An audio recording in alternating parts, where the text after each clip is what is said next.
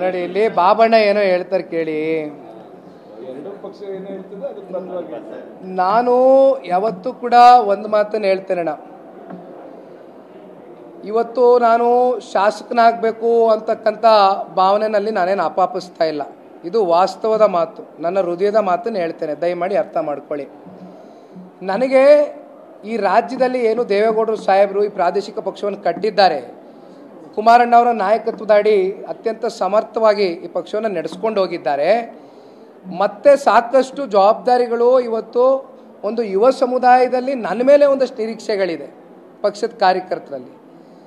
ಹಾಗಾಗಿ ಇಲ್ಲಿ ನಾನು ಶಾಸಕನಾಗಬೇಕು ಅಥವಾ ಸಂಸದನಾಗಬೇಕು ಅಂತಕ್ಕಂಥ ಯಾವುದೇ ರೀತಿ ನನ್ನಲ್ಲಿ ಆಸೆಗಳಿಲ್ಲ.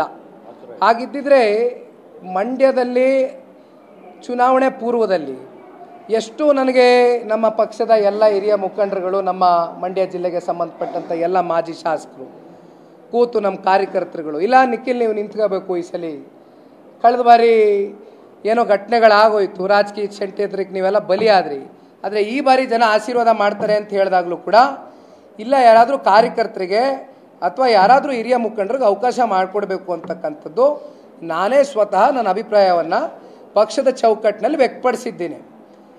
ಆದರೆ ಎಲ್ಲ ಕೆಲವೊಂದಷ್ಟು ಸಂದರ್ಭದಲ್ಲಿ ರಾಜಕಾರಣದ ಕೆಲವೊಂದಷ್ಟು ಬೆಳವಣಿಗೆಗಳು, ಕುಮಾರಣ್ಣನ ಕರ್ಕೊಂಡೋಗಿ ಇವತ್ತು ನಿಲ್ಲಿಸ್ಕೊಂಡು ಸಂಸದರಾಗಿ ಆಯ್ಕೆ ಮಾಡಿ ಮಂಡ್ಯ ಜಿಲ್ಲೆಯ ಜನತೆಯ ಒಂದು ಮಣ್ಣಿನ ಋಣ ಕೇಂದ್ರದ ಸಚಿವರಾಗಿ ಆಯ್ಕೆ ಮಾಡಿ ಈ ದೇಶ ಈ ರಾಜ್ಯವನ್ನು ಕಟ್ತಕ್ಕಂಥ ಕೆಲಸ ಕುಮಾರಣ್ಣವ್ರು ಮಾಡ್ತಾ ಇದ್ದಾರೆ.